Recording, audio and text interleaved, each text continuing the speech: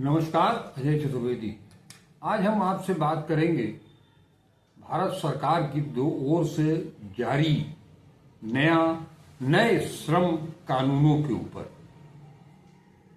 इसमें जिस तरह से बताया जा रहा है उस लिहाज से काफी कुछ सहूलियतें भी दी गई हैं, लेकिन बहुत सारी चीजें छीन भी ली गई हैं। और इस बेरोजगारी के आलम में कई ऐसे उपबंध भी इसमें हैं जिनसे कर्मचारियों को नुकसान भी हो सकता है। यही वजह है कि जितने श्रम संगठन से जुड़े हुए नेता हैं, जो यूनियंस हैं, उन्होंने इसकी मुखालफत बड़े जोरदार ढंग से की है। पहले मैं आपको कुछ अच्छी चीजें बता दूं। ये जो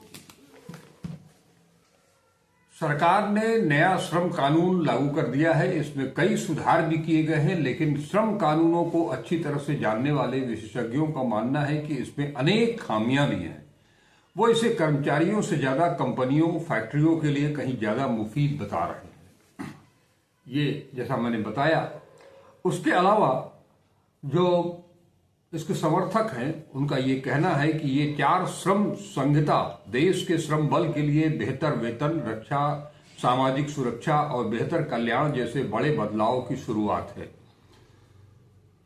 ये संहिताएं सुरक्षित और भविष्य के लिए तैयार श्रम बल तथा मजबूत इंडस्ट्रीज की नींव रखते हैं, रोजगार को बढ़ावा देते हैं और आत्मनिर्भर भारत के लिए श्रम सुधारों को आगे बढ़ाते हैं।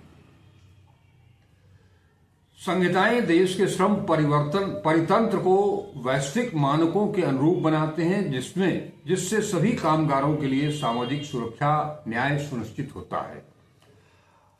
अब जैसे इसमें जो सुविधाएं दी गई हैं, नए श्रम कानून जो हैं वो उसके तहत स्थायी कर्मचारियों के बराबर सभी फायदे मिलेंगे।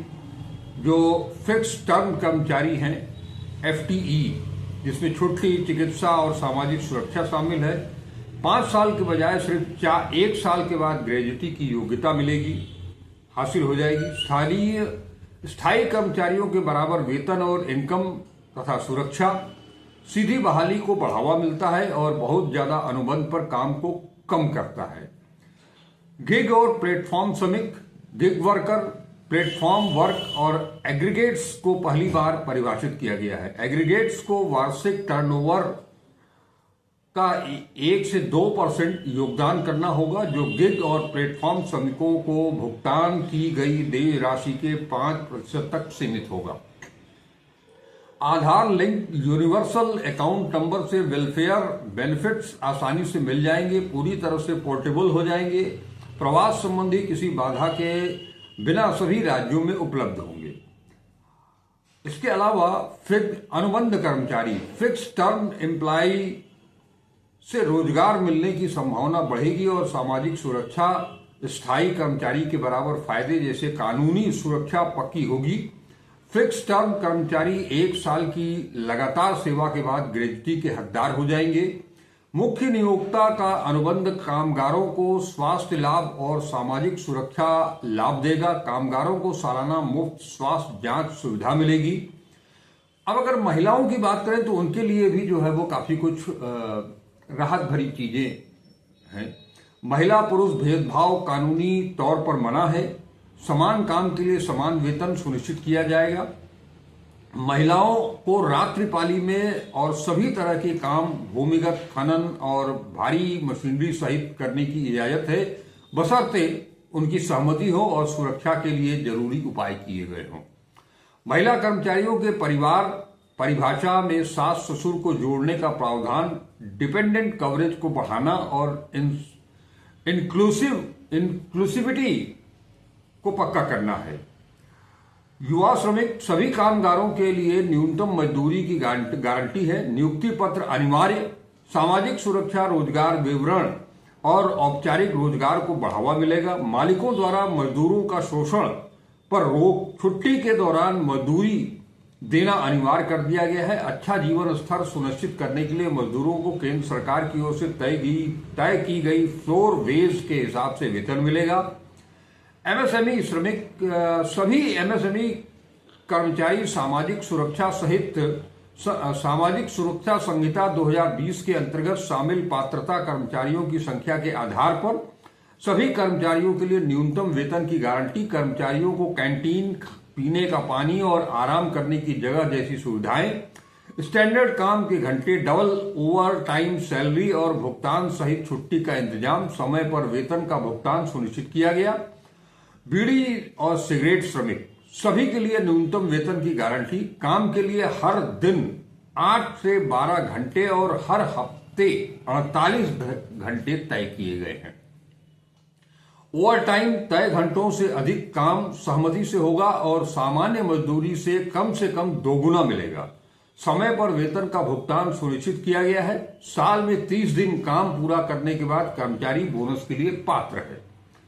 बागबान मजदूरों को अब OSHWC संहिता और सामाजिक सुरक्षा संहिता के तहत लाया गया है। लेबर कोड 10 से अधिक मजदूरों या 5 या उससे अधिक हेक्टेयर वाले बागानों पर लागू होते हैं। रसायनों को संभालने, स्टोर करने और इस्तेमाल करने के लिए जरूरी सुरक्षा संबंधी प्रशिक्षण, दुर्घटना और रसायन से बचने के लिए सुरक्षा उपकरण अनिवार्य। मजदूरों और उनके परिवारों को पूरी ESI मेडिकल सुविधाएं, उनके बच्चों के लिए पढ़ाई की सुविधाओं की भी गारंटी है। ऑडियो विजुअल डिजिटल मीडिया कामगार, इलेक्ट्रॉनिक मीडिया के पत्रकारों, डबिंग आर्टिस्ट और स्टंट पर्सन समेत डिजिटल और ऑडियो विजुअल कामगारों को अब पूरा फायदा मिलेगा। सभी कामगारों के लिए नियुक्ति पत्र अनिवार्य, जिसमें उनका पदनाम, वेतन और सामाजिक सुरक्षा के अधिकार साफ लिखे हों। समय पर वेतन का भुगतान सुनिश्चित किया जाएगा। ओवर टाइम तय घंटों से ज्यादा काम ओवर टाइम तय घंटों से ज्यादा काम सहमति से होगा और सामान्य मजदूरी से कम दोगुना मिलेगा। सामाजिक सुरक्षा संहिता के आने जाने के दौरान होने वाले कुछ हादसों को रोजगार से जुड़ा मानता है, जो रोजगार के समय और जगह की शर्तों पर निर्भर करता है। केंद्र सरकार ने काम की जगह पर काम की सुरक्षा और स्वास्थ्य की स्थिति को मानक बनाने के लिए मानदंड अधिसूचित किए हैं। सभी कामगारों की स्वास्थ्य सुरक्षा पक्की की जाएगी। फ्री सालाना हेल्थ चेकअप दिया जाएगा। काम के घंटों की लिमिट हर दिन 8 से 12 घंटे और हफ्ते में 48 घंटे तय की गई है। सालाना फ्री हेल्थ चेकअप की सुविधा बहाल की जाएगी। केंद्र सरकार मजदूरों की बेहतर सुरक्षा के लिए राष्ट्रीय मानदंड बनाएगी। महिलाएं सभी जगहों पर काम कर सकती हैं, जिसमें अंडरग्राउंड माइनिंग, भारी मशीनरी और खतरनाक काम शामिल हैं, जिसमें सभी के लिए रोजगार और समान अवसर सुनिश्चित होंगे। हर साइट पर ऑन साइट सेफ्टी मॉनिटरिंग के लिए जरूरी सेफ्टी कमेटी और खतरनाक रसायनों की सुरक्षित हैंडलिंग पक्का करना होगा। इस तरह से तमाम सारी जो सुविधाएं दी गई हैं, महिलाओं के लिए जो एक वो सुविधा है कि रात्रि शिफ्ट में काम करने की इजाजत मिली है उन्हें, जिससे उन्हें अधिक आय कमाने का मौका मिलेगा। साथ ही सुरक्षा और भलाई के उपायों में लिखित सहमति अनिवार्य। ओवर टाइम के लिए दोगुना पारिश्रमिक, सुरक्षित ट्रांसपोर्टेशन, CCTV निगरानी और सुरक्षा के इंतजाम। पहले से बताई गई बड़ी वेलफेयर पहलों के अलावा लेबर संहिता कई और सुधार लाते हैं, जो श्रमिक सुरक्षा को मजबूत करते हैं और नियोक्ता के लिए अनुपालन को आसान बनाते हैं। ये सारी चीजें जो घोषित की गई हैं, जिसको कि एक पक्ष बहुत मजबूत कह रहा है, और मैं भी इसका कोई विरोध नहीं करता हूं। जो अच्छी चीजें हैं उसको अच्छा कहना चाहिए, लेकिन जो चीजें इससे विपरीत हैं उसके तहत जो कानून के लेबर कानून के विशेषज्ञ हैं, उनका मानना है कि इसमें अनेक खामियां हैं। वो इसे कर्मचारियों से ज्यादा कंपनियों, फैक्ट्रियों के लिए कहीं ज्यादा मुफीद बता रहे हैं। उनका कहना है कि नया श्रम कानून कर्मचारी हितों की पूरी तरह से रक्षा करने में सक्षम नहीं है। उनका तर्क है कि इंडस्ट्रियल रिलेशन कोड 2020 के कुछ प्रावधान और वर्किंग कोड 2020 के ऑक्यूपेशनल सेफ्टी जैसे प्रावधान कर्मचारियों के हित में नहीं है। उनका कहना है कि नए लेबर कोड में कारखानों को बंद करने, हड़ताल के अधिकार और छोटे उद्यमियों के लिए अनुपालन बोझ को कम करने से जुड़े प्रावधान सीधे तौर पर श्रमिकों के जीवन और उनकी सामाजिक सुरक्षा पर प्रभाव डालते हैं। खासतौर पर मौजूदा बेरोजगारी के दौर में इस तरह का कोड कर्मचारियों के खिलाफ है। श्रम कानून विशेषज्ञों की माने तो इंडस्ट्रियल रिलेशंस कोड के तहत अब 300 से अधिक कर्मचारियों वाली फैक्ट्रियों को बंद करने या कर्मचारियों को निकालने के लिए सरकार से पूर्व अनुमति लेनी होगी। अब तक यह सीमा 100 थी। ऐसी कई फैक्ट्रियां हैं जिनमें 300 से कम कर्मचारी हैं, जिन्हें निकालने के लिए अब सरकार की अनुमति लेनी होगी। उनका कहना है कि इंडस्ट्रियल रिलेशन कोड 2020 के तहत पहले 100 से अधिक कर्मचारियों वाली कंपनियों को बंद करने या छटनी करने के लिए सरकार की मंजूरी लेनी होती थी। अब 1 से 299 कर्मचारियों वाली कंपनियों में तालाबंदी के लिए कोई अनुमति नहीं लेनी होगी। यह कंपनियां कर्मचारियों की संख्या में परिवर्तन को भी स्वतंत्र होंगी। अब इसे जरा विस्तार से हम आपको बताते हैं। विरोध की स्वतंत्रता पर आघात माना जा रहा है इसे। इसके तहत पूर्व में आवश्यक कार्यों में लगे कर्मचारियों को 15 महीने का नोटिस देना होता था, उसके बाद हड़ताल पर जाते थे। अब सभी तरह के कर्मचारियों के लिए नोटिस की मियाद 60 दिन कर दी गई है। इसके विरोध की आजादी भी छीन ली गई है। कहा जा रहा है कि लेबर कोड का मकसद नियोक्ताओं के लिए कारोबार आसान बनाना है, कर्मचारियों के जीवन को सरल बनाना नहीं। इसे और ज्यादा स्पष्ट करते हैं। दरअसल फैक्ट्री, खदान और प्लांटेशन में ले ऑफ, छटनी और बंदी के लिए पहले मंजूरी की अवधि 100 दिन थी, जैसा बताया मैंने, जिसे बदलकर 300 वर्कर कर दी गई है। इस बाबत कंपनियों का तर्क है कि इससे हायरिंग में फ्लेक्सिबिलिटी मिलती है। वहीं कर्मचारी संगठनों का कहना है कि इससे हायरिंग के साथ फायरिंग, यानी कि फायर कर देना, कर्मचारी को बाहर निकाल देना, ये काम कहीं ज्यादा आसान हो जाएगा। अब अगर हम बात करें नए कोड में कानूनी हड़ताल की शर्तों को पब्लिक यूटिलिटी सर्विस के से बदलकर सभी औद्योगिक स्थलों पर लागू किया गया है। अभी तक पेयजल, बिजली, प्राकृतिक गैस, टेलीफोन और अन्य आवश्यक आवश्यकताओं वाली सर्विसेज जैसी पब्लिक यूटिलिटी के कर्मचारियों को हड़ताल के 6 हफ्ते पहले या नोटिस देने के 14 दिनों में हड़ताल का नोटिस देना होता था। अब कोड कहता है कि कर्मचारी हड़ताल से 60 दिन पहले या नोटिस देने के 14 दिनों में नोटिस दिए बगैर हड़ताल पर नहीं जा सकते हैं। इतना ही नहीं, हड़ताल की व्याख्या बदलकर इसमें मॉस कैजुअल लीव को भी शामिल किया गया है, जिसमें किसी दिन 50% से अधिक कर्मचारियों ने कैजुअल लीव ली हो। ये एक इसे लेकर के कर्मचारी संगठन, यूनियन जो है वो काफी आक्रामक हैं और उनका कहना है कि ये जो लेबर लॉ नया ले आया गया है ये कर्मचारियों के हित में नहीं है, ये नियोक्ताओं के हित में है। इसी के तहत जो है वो, अब जैसा मैंने आपको बता ही दिया कि लेबर कोड 21 नवंबर से लागू हो गया है। 29 संसद से 29 सेंट्रल लेबर कानूनों की जगह 4 लेबर कोड पास होने के बाद 5 साल बाद सरकार ने उन्हें लागू करने की दिशा में आगे कदम बढ़ाया है। 21 नवंबर से लागू 4 labour code on wages, code on social security, industrial relations code और occupational safety, health and working conditions OSH code, employers के लिए रेगुलेशन और कंप्लायंस नॉर्म्स को आसान बनाने और वर्कर्स के लिए वेज स्ट्रक्चर और सोशल सिक्योरिटी प्रोटेक्शन में एक जैसापन पक्का करने की कोशिश करते हैं।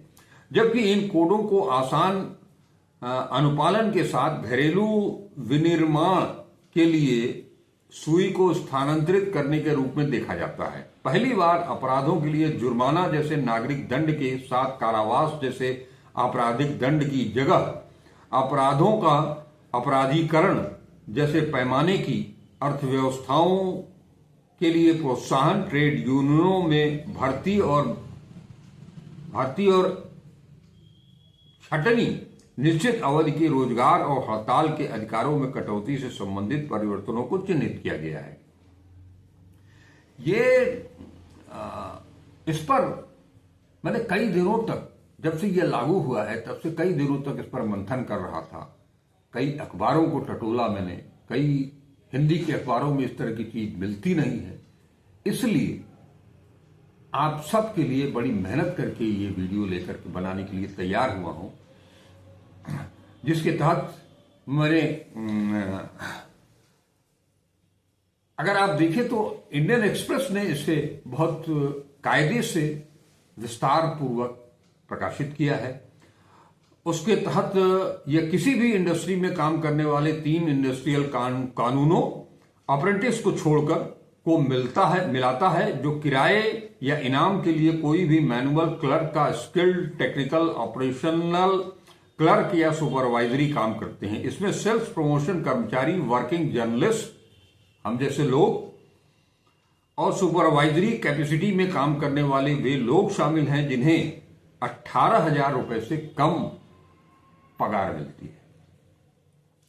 फिक्स टर्म एम्प्लॉयमेंट की शुरुआत, इंडस्ट्री के सीजन से जुड़ी कम समय के लिए हायरिंग की सुविधा। ट्रेड यूनियनों ने इस नियम पर आपत्ति जताई है। फैक्ट्री, खदान और प्लांटेशन में ले ऑफ, छटनी और बंद करने के लिए सरकार से पहले मंजूरी लेने की, ये सारी चीजें आपको मैं बता चुका हूं।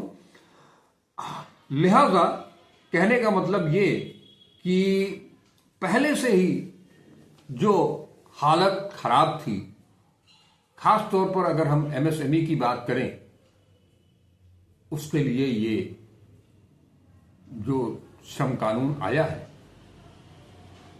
वो कहीं ज्यादा मारक है। पहले से ही खस्ता हाल एमएसएमई के ऊपर ये एक वज्रपात जैसा है। नोटबंदी और जीएसटी से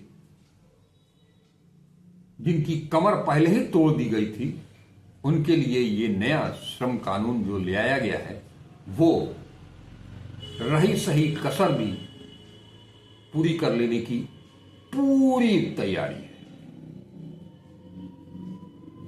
ये वीडियो आप सबको कैसा लगा? बड़ी मेहनत की है इसमें, देखिएगा जरूर, फिर अपने विचारों से अवगत भी कराइएगा और हो सके तो इसे ज्यादा से ज्यादा शेयर कीजिएगा ताकि लोगों को, हिंदी बेल्ट के लोगों को इस तरह की जानकारी मिल सके। अभी तक मैंने हिंदी के अखबारों में इस तरह से विस्तार से कुछ देखा नहीं, कुछ पढ़ा नहीं। जो भी देखने सुनने को मिला है वो अंग्रेजी अखबारों से ही मिला है। तो चलते हैं, फिर मिलेंगे किसी नए मुद्दे के साथ। नमस्कार, अजय चतुर्वेदी।